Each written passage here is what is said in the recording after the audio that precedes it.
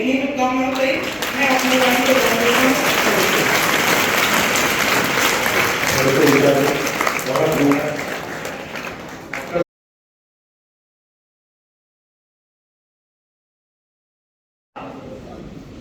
जब हम teen age जिसे कहते हैं, जो 11-12 के बाद शुरू होती है और 18-19 तक वो एज और उसका फेज पूरे चढ़ाव पर होता है। ये जो एज है 12 से और 18 तक, ये बहुत इंपॉर्टेंट है।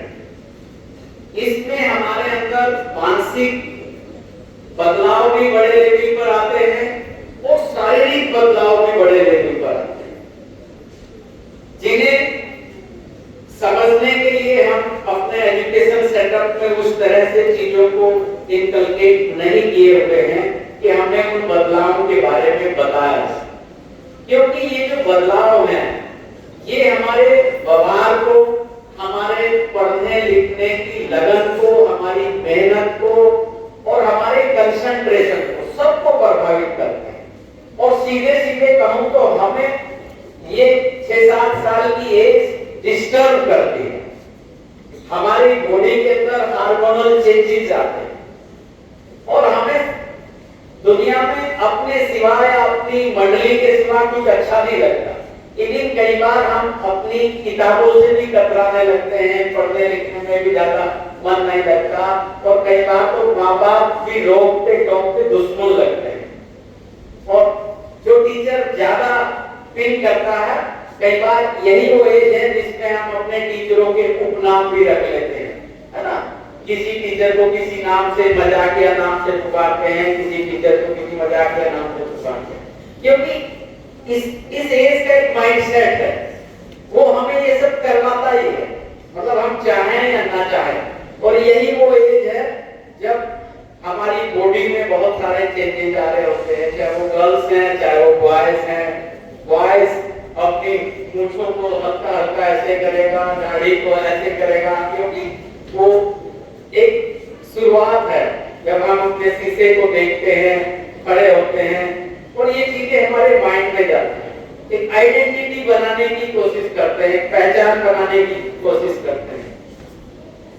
इस 15, 17, 18 साल की उम्र में ही हम नशे की तरफ या दुर्व्यसनों की तरफ, है ना, उस पहचान के संकट में अगर मंडली गलत हो गई जरा सी, है ना, एक कदम गलत क्या उठा गालिब के ताउम्र मंजिल तलाशते रहेगा।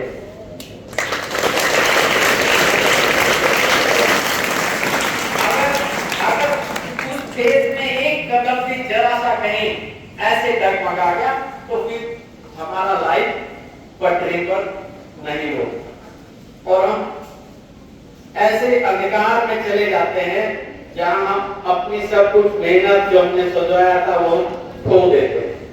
इसलिए आपने देखा होगा कि इस फेज में हम अक्सर नशे की तरफ, बनावटी चीजों की तरफ, फैशन की तरफ, दिखावे की तरफ, इन सब चीजों में डाइवर्ट होते हैं। तो इस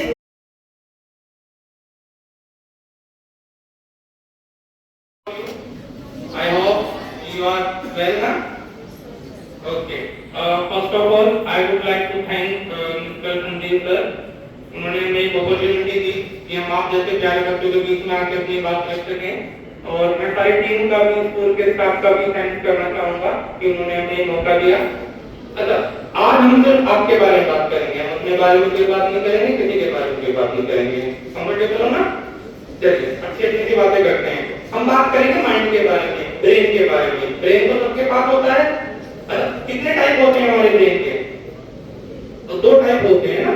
अगर आपने फोटो देखा होगा तो ब्रेन का बीच में गैप होता है, दोनों साइड ब्रेन होता है, तो हम उसको एक लेफ्ट ब्रेन बोलते हैं और एक राइट ब्रेन बोलते हैं।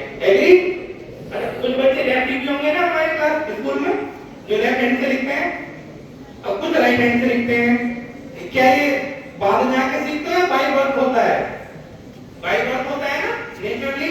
तो इसका कॉन्सेप्ट क्या है? अगर किसी का राइट ब्रेन ज्यादा एक्टिव है, राइट ब्रेन ज्यादा काम करता है, तो वो लेफ्टी होगा, और जो राइट हैंड से काम कर रहा है तो उसका लेफ्ट ब्रेन ज्यादा पावरफुल होगा। इन्हीं 2 ब्रेन को हम 2 नाम दे देते हैं सिंपली। एक कॉन्शियस माइंड और एक सब कॉन्शियस माइंड। अगर मैं हिंदी में बोलूं तो चेतन मन और अवचेतन मन। अब बोलेंगे कि इनका क्या काम है, तो बहुत सिंपल वर्ड में अगर मैं बात करूं तो दो वर्ड होते हैं, एक होती है हमारी शॉर्ट टर्म मेमोरी और एक होती है परमानेंट मेमोरी। अगर मैं आपको बोलूं मेरा नाम विकास नागर है, तो आपसे अगर मैं 10 दिन बाद आके पूछता हूं कि मेरा नाम क्या है, तो बहुत सारे बच्चे बता देंगे कि आपका नाम विकास नागर था, लेकिन बहुत सारे बच्चे भूल जाएंगे, क्योंकि जब मैंने आपको बताया तो आपका सबकॉन्शियस माइंड एक्टिव था। जिसके बच्चे का सबकॉन्शियस माइंड एक्टिव होगा और वो फोकस कर रहा होगा मेरी बातों पे, तो वो मेरा नाम याद रखेगा, क्योंकि एट दैट टाइम आपका सबकॉन्शियस माइंड एक्टिव था। और अगर जो कोई भूल जाएगा मेरा नाम, तो क्या आपका फोकस नहीं था बातों पे, और आपका जो सबकॉन्शियस माइंड था वो फोकस नहीं कर रहा था, कॉन्शियस माइंड फोकस कर रहा था। जब आप पढ़ते हैं तो आपके साथ ऐसा होता है ना कि कोई चीज आपने सुबह याद करी और एक दिन याद रही, 2 दिन याद रही, 4 दिन बाद सब भूल गए। होता है सबके साथ, हम भी स्कूल लाइफ में थे, हमारे साथ यही होता था। तो टीचर आपको बोलते हैं कि बेटा आपको बार-बार प्रैक्टिस करनी है, बार-बार लर्न करना है। अब उसका कांसेप्ट क्या होता है लर्न करने का? जैसे ही आप एक चीज को बार-बार लर्न करोगे तो आपका जो सबकॉन्शियस माइंड है वो मैसेज देता है कि ये कुछ बहुत जरूरी चीज है जिस पे हम बार-बार बात कर रहे हैं, है ना? तो वो आपके सबकॉन्शियस माइंड में जाएगी और आप उसको कभी नहीं भूल पाओगे। तो सारा जो खेल है एजुकेशन फील्ड में वो किसका है? ब्रेन का। और ब्रेन का कौन सा पार्ट? आपका permanent memory, that is called subconscious mind, अवचेतन मन। अब इसको शार्प कैसे करें? बात तो सब कर लेंगे ब्रेन की। आपने एक वर्ड सुना होगा आईक्यू। अगर कोई बच्चा ब्रिलियंट होता है तो बोलते हैं कि उसकी आईक्यू बहुत स्ट्रांग है, इंटेलिजेंट स्टूडेंट। ऐसा कुछ नहीं होता है, थोड़ी सी पावर होती है बाय बर्थ की, किसी का ब्रेन ज्यादा काम करता है, किसी का कम काम करता है। लेकिन आपके हाथ में है कि आप अपने ब्रेन को कैसे डिजाइन करते हैं, कैसे चैनलाइज करते हैं। ब्रेन वो चीज है, अगर मैं किसी से बोलूं कि मुझे टेबल कौन बनाएगा, तो मैक्सिमम 20 या 30 तक टेबल याद होंगे, किसी के भी 40 तक कोई मैक्सिमम याद कर सकता है। लेकिन अगर मैं बोलूं कि 3 या 4 महीने का आप ब्रेन प्रैक्टिस करोगे तो आप 100 तक टेबल याद कर सकते हो। तो पहला तो आपको ट्रस्ट नहीं होगा कि क्या पहचान है, सब लोग बोल रहे हैं ना। लेकिन आपके ब्रेन की वो पावर है, अगर आप इसको चैनलाइज करोगे तो ये चीजें हो जाएंगी। अच्छा, एक छोटा सा प्रैक्टिकल करते हैं। मैं अगर आपको बोलूं कि आपका जो माइंड है, ब्रेन है, तो आपको बिल्कुल शांत कर देना है, तो क्या कर पाओगे? क्या किसी के साथ कभी ऐसा हुआ है कि आप अपने ब्रेन को बिल्कुल शांत रख पाओ? नहीं हुआ ना? चलो मैं आपको एक छोटा सा टास्क देता हूं, 15 सेकंड का, ठीक है? आपको वो करना है, सभी बच्चों को फोकस करना है मेरे ऊपर, ठीक है? जो ऊपर खड़े हैं सभी मेरे ऊपर फोकस करना है।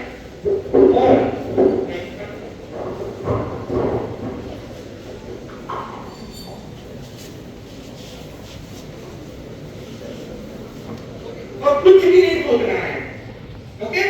बिल्कुल माइंड को क्लियर कर दो, कुछ नहीं सोचोगे, सिर्फ आप एक तरफ देखोगे। स्टार्ट करें सभी? Okay, your time starts now. 15 second, just look at me and don't think anything. 15 second only.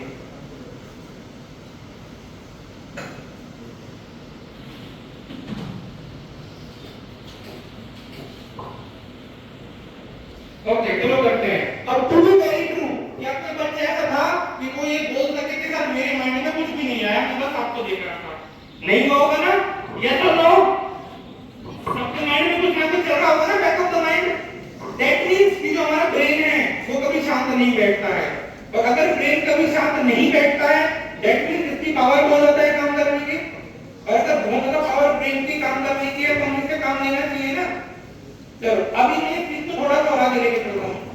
अभी मैंने आपको बताया, आपको कुछ भी टास्क नहीं दिया था, सिर्फ एक टास्क दिया था कि आपको कुछ नहीं करना है, बस मुझे देखना है, लेकिन आपका ब्रेन शांत नहीं हुआ।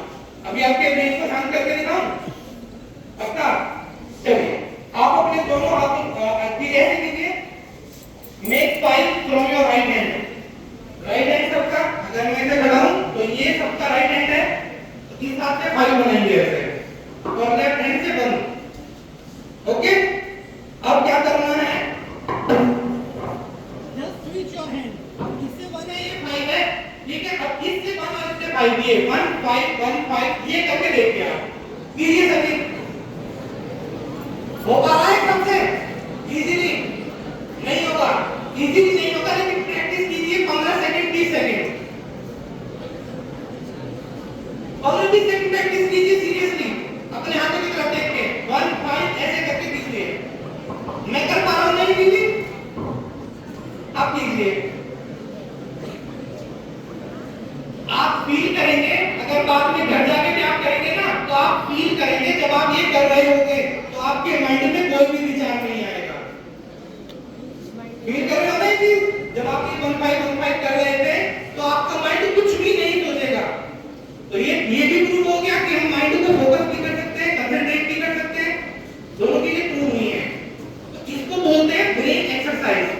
अगर आप ये ब्रेन एक्सरसाइज कंटिन्यू करेंगे तो क्या होगा, आपका जो सबकॉन्शियस माइंड है तो आईक्यू बोलते हैं, आपकी दिमाग की आईक्यू बढ़नी स्टार्ट हो जाएगी।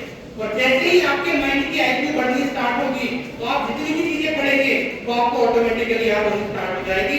हम मैथ्स की बात करें, हम साइंस की बात करें या फिजिक्स की बात करें, इंडस्ट्री की बात करें, सारी चीजें आप एक बार पढ़ोगे और आपके माइंड में डायरेक्टली जाएंगी। ये तो प्रूव हो गया ना कि माइंड फोकस कर सकता है, बस चैनलाइज करना है। अब मैंने आपको कुछ स्पेशल चीज थोड़ी बताई है, सिर्फ एक ब्रेन एक्सरसाइज है। आपने फिंगर मूवमेंट की और आपके ब्रेन इस तरह से चैनलाइज हुआ कि आपने फोकस करना स्टार्ट कर दिया। फोकस करने के नेक्स्ट लेवल होता है अबेकस। कितने लोगों ने नाम सुना है अबेकस? Nice, very good. वैदिक मैथ भी सबने सुना होगा। अबेकस और वैदिक मैथ जो लेसर नोन कॉन्सेप्ट्स हैं थोड़े से। अगर मैं 8th क्लास के स्टूडेंट की बात करूं तो अबेकस, अगर आप अबेकस करोगे तो ऑटोमेटिकली आपका माइंड चैनलाइज होना स्टार्ट हो जाएगा और आपकी आईक्यू बढ़नी स्टार्ट हो जाएगी, साइंटिफिकली प्रूवन है। और मैं अगर 8th क्लास से 12th क्लास तक की बात करूं तो वैदिक मैथ ऐसी चीज होती है जो आपके ब्रेन को बहुत शार्प करती है, कैलकुलेशन पावर आपकी बढ़ाती है। एक नेक्स्ट स्टेप चलते हैं। फॉरेन पढ़ने का कितने लोगों का मन है कि मैं विदेश जाके पढूं? किसी का प्लान है या मन होता है कि हम 12th के बाद या तो फॉरेन से जाके पढ़ें? बहुत हार्ड टास्क लगता होगा ना कि विदेश जाना तो बहुत बड़ा टास्क है। बेटा अगर मैं आपको एक स्टडी बताऊं ना, जेमिनी स्टडी, आप इंडिया के अंदर एक कांस्टेबल की गवर्नमेंट जॉब लेने के लिए जितनी मेहनत करोगे ना, उससे भी आधी से भी कम मेहनत में आप फॉरेन जाके पढ़ सकते हो। द मेन फैक्ट इज कि हमको प्रोसेस ही नहीं पता है कि हम किस तरह से प्रोसेस कर सकते हैं चीजों को। आज तो बहुत ज्यादा टाइम इंप्रूव भी रेट से